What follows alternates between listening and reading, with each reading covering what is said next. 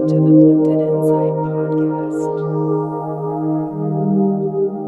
Hello, bright souls. This is Susan with Blended Insight, and thank you for joining me. For those of you that don't know me, I'm an intuitive, an energy healer, and an integrative / holistic wellness practitioner. And all any of that means is that I love to learn, grow, develop, and evolve, and share everything that I've learned to hopefully help and inspire others to do the same. Let's talk about criticism and judgment while you're on the spiritual path. Oh boy. This is a big one. And I will tell you, I don't know a single person who has not experienced this on some level. So if you are going through this, you are in very good company. So for today's podcast, I want to talk a little bit about my own experience, then talk about the reasons that people do this. I'm going to share things that you can do to cope with it and to rise above it, and then we'll do a healing at the end. So let me start off by saying that I have tried lots of different modalities. I started out, really, everyone's always on a spiritual path, whether they're conscious of it or not, but I really dove into conscious spiritual seeking in 2003. This was after the birth of my daughter. I was introduced by a friend of mine that I worked with, that I was close with, to a church, and he was a pastor or a minister at the church, but he never pushed it on me, and he always left the invitation open. So one day I just decided to go, and I ended up joining the church. This church was a hardcore, non-denominational Christian church.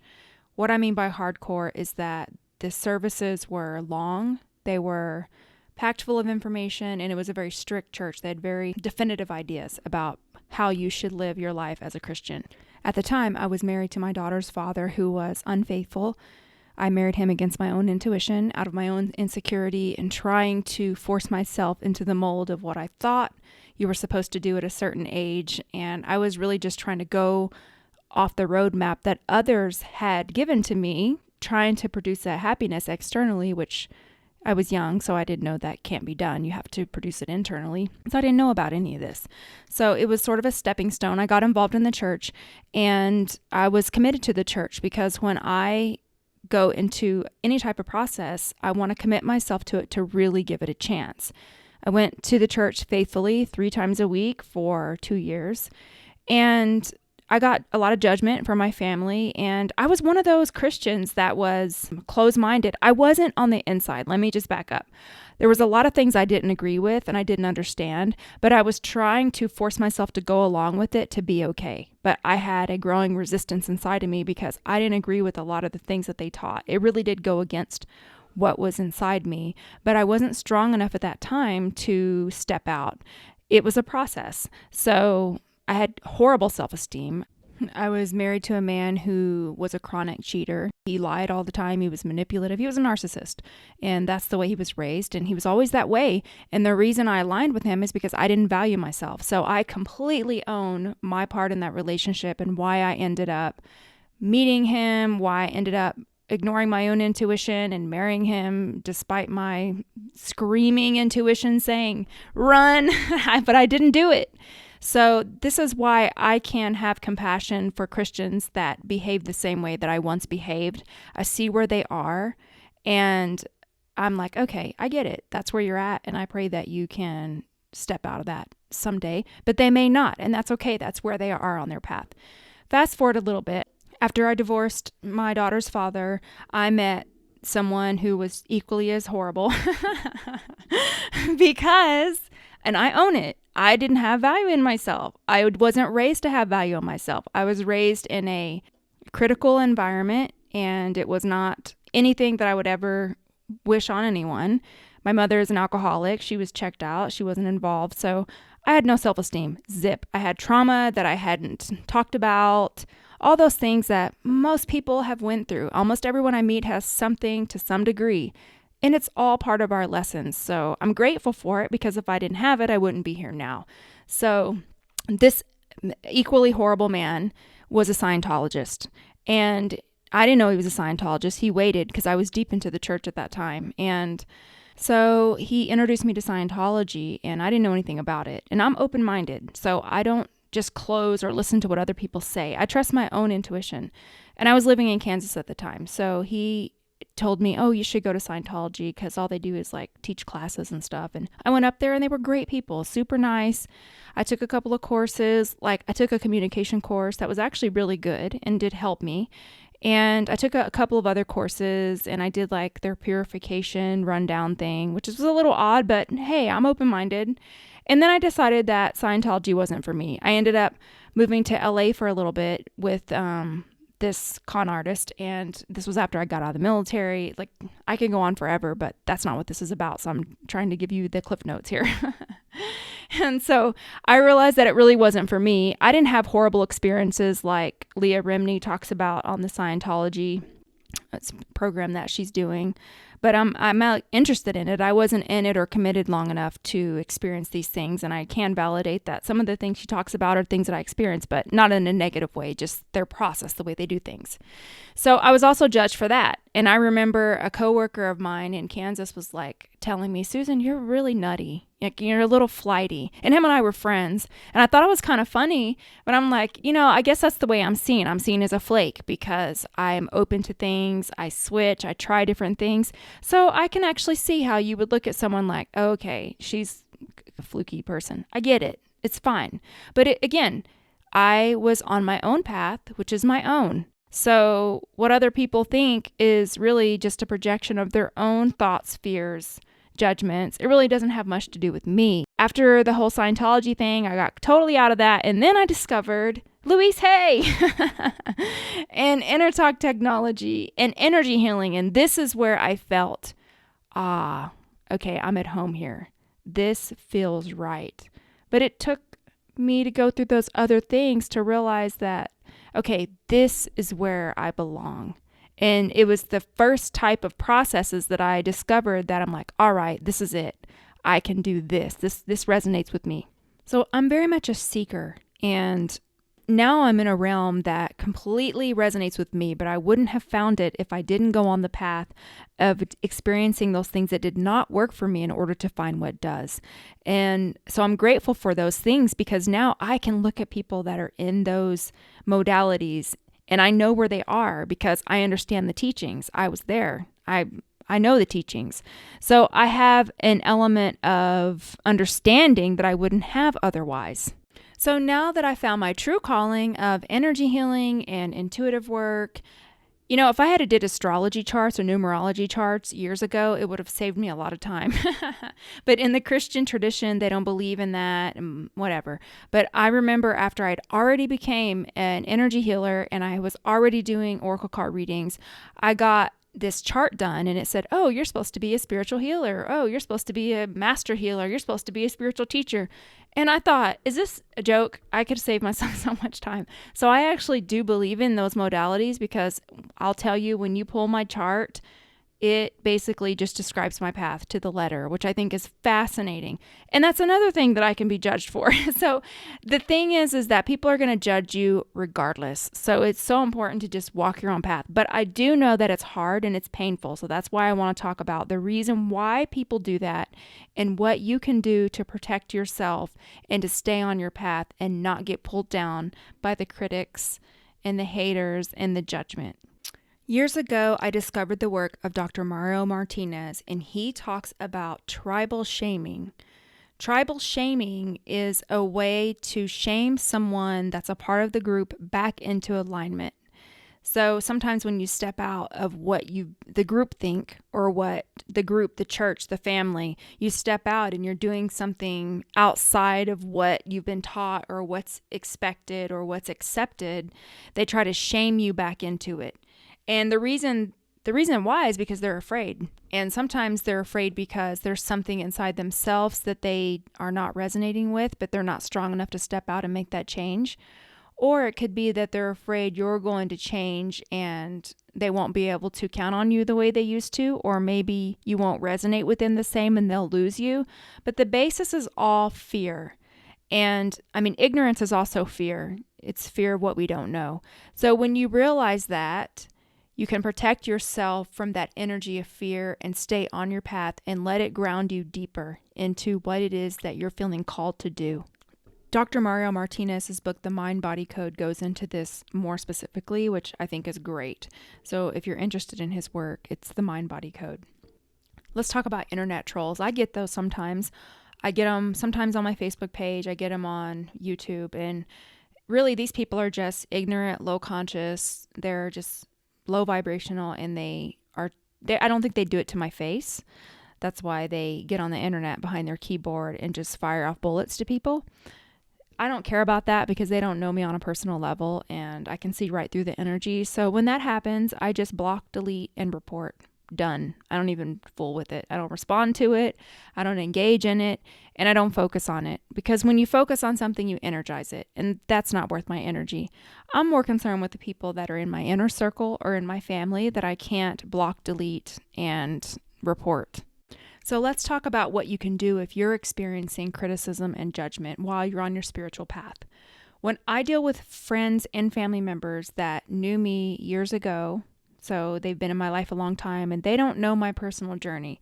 Half of them don't even know the trauma that I've endured because I haven't talked to them about it, and I don't really feel like it's of benefit or value at this point.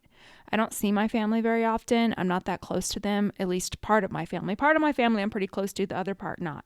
But I can feel the invalidation about what I'm doing now. They don't believe in it. It's not something that they're open to.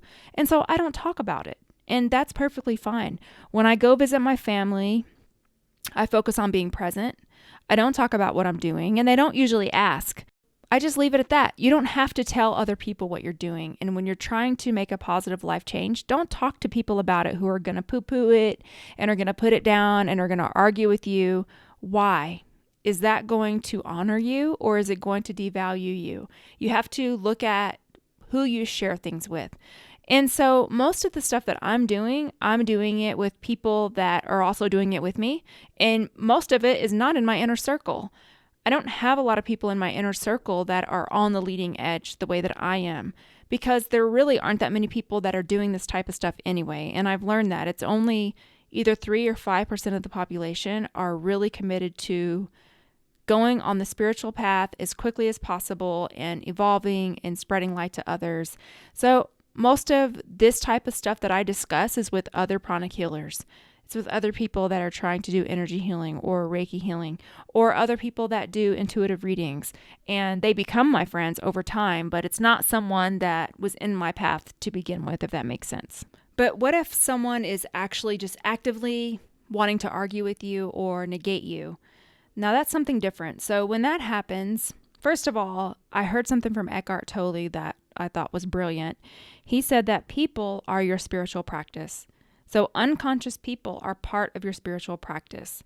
And what that causes you to do is to shine your light even brighter and to ground yourself even more. And what I use when people are actively trying to argue with me or negate, and I used to be in relationship with someone who would throw little darts at what I was doing, and he wasn't doing anything. He wasn't on a spiritual path at all. And so when he would do that, I would kind of chuckle to myself, because I think, here is someone who is not doing anything, and he's over here trying to negate what I'm doing while he does nothing.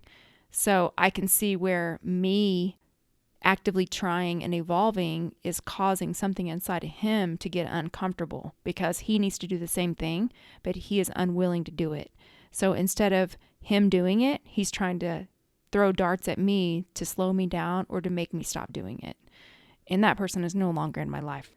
So one option is to completely move them out of your energy field. And I know that's not always an option, because sometimes it's a family member that you're connected to.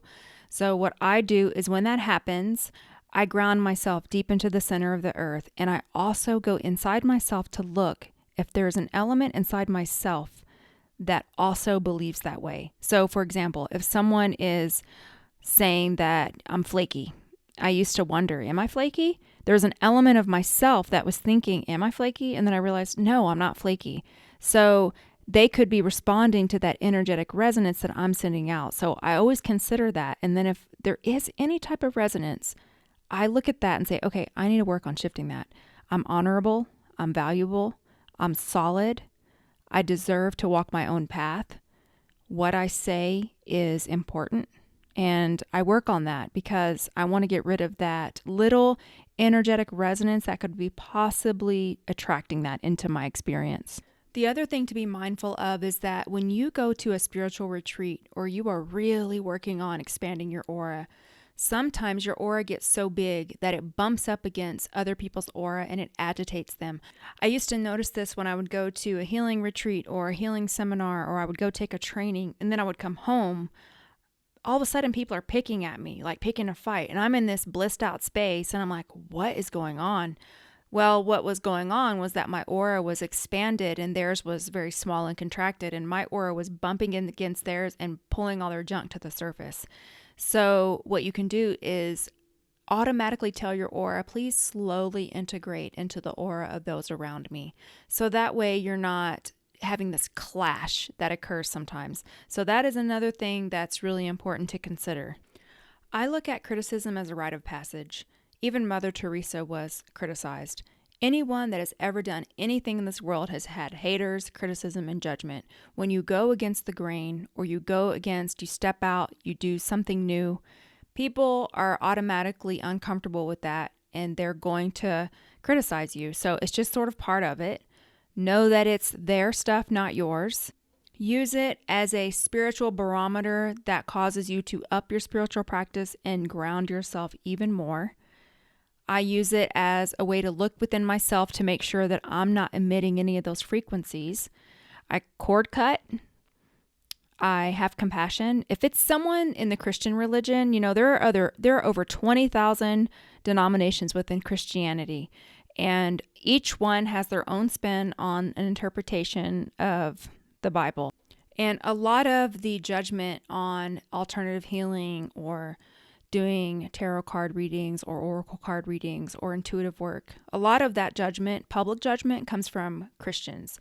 And I really look at that. Like, I remember when I was a part of a church that was very closed-minded, and I was judged when I was a part of that church because it was non-denominational, and there are over 20,000. I took a religion class, so we went really deep into this. There's over 20,000 denominations within Christianity. So even other denominations are judging the denominations. It's just full of judgment, and that's not God. Religion divides, spirituality unites. So I just look at it like this person that is ultra religious, they're trying to find a spiritual connection. Obviously, they don't have it because some churches just are not connected spiritually. It's very religious and routine, and there's no spirit there. Others are very spiritual. They're just very closed-minded in their views. And the way I see it is if they're really genuinely trying to do good, and they're really wanting to live their best life and be a great person, I'm not upset with that. I don't believe that attacking someone is of God, but I get where they are. And so I just try to forgive them. And of course, I'm going to delete, block, and all those things because I don't need that in my life. And plus, the way I see it is if you are on the internet and you take the time to argue with someone or throw stones at someone, you really need a hobby. Because when I scroll through social media or I'm on YouTube and I see something that doesn't resonate with me, I just move on. And if I'm subscribed to someone that posts something that doesn't resonate with me, I just unsubscribe and move on with my life. I don't need to energize things that don't resonate with me. And those that need to do that, something is off inside them. So if you did all those things, got them out of your life, or you did cord cutting, you sent them love, you looked inside yourself to make sure that you're not emitting that. And if you are, you're working on improving it. You focus on the present, you don't bring it up, and it's still bothering you. Forgiveness work is key. Send forgiveness. And Pranic Healing has a free forgiveness process. I will post that. I also have a 10-minute forgiveness process on my website. It includes everything that I've used that works for me, and it has energy healing running on it. So I will also post that in the show notes. But just remember, you're valuable. Your path is your own. I don't care how many times you've switched. It doesn't matter. It just means that you're trying to find what works for you. And when you find it, it will feel like home. And other people do not have to understand that because it is not their path, it is yours. And you are entitled to have your own path. You are entitled to your own ways, your own opinions. If you're sending love to the planet, you're not harming anyone, then it really isn't anyone else's business or concern. And with that said, I want to blast you with pink loving energy. So I want you to know that you are not alone on this path. You are doing a fabulous job. We need your light, we need your love, and we need your presence on this planet. So go ahead and relax. Take a couple of deep breaths if you can. And bring your hands to your heart center if you can.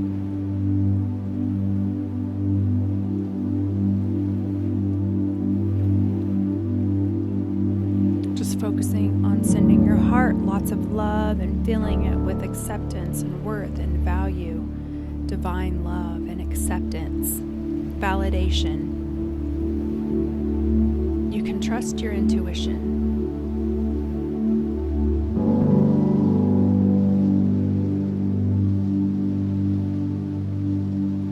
And you can put your hands back down on your lap if you wish, preferably open.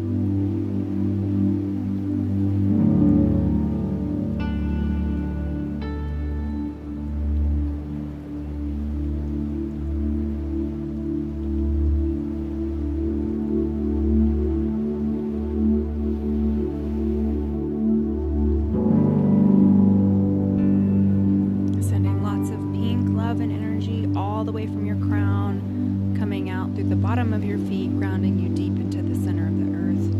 You are grounded in truth, and you know your own truth. You feel it inside you. What feels light to you is the truth, and what feels heavy is a lie for you. You are individually connected. You know your own truth. Just receive the energy for a few more seconds. Running a shield on you. You are protected. And allow the criticism to cause you to go even deeper, grounding and becoming even more strong. And so it is. That was beautiful. Thank you for doing that with me. I wanted to ask you a favor. Please subscribe to my podcast on iTunes or even on Podbean. Leave a review. Send me some feedback. Let me know if you are enjoying the podcast, because I'm really wondering if I still want to do podcasting, and I want to make sure that I'm helping in some way, because that's the whole point of being here, right? And if you have any suggestions, you can send them to me at susan@blendedinsight.com. You can also visit me on my website, Blended Insight, and you can visit my products and services and everything there. And also I'm on YouTube and on Facebook. And I want to close this by personally thanking you for taking time out of your busy life and your busy day to listen to this in its entirety. I am so immensely grateful for you, and I wish you tons of love and blessings and a beautiful, beautiful day and week.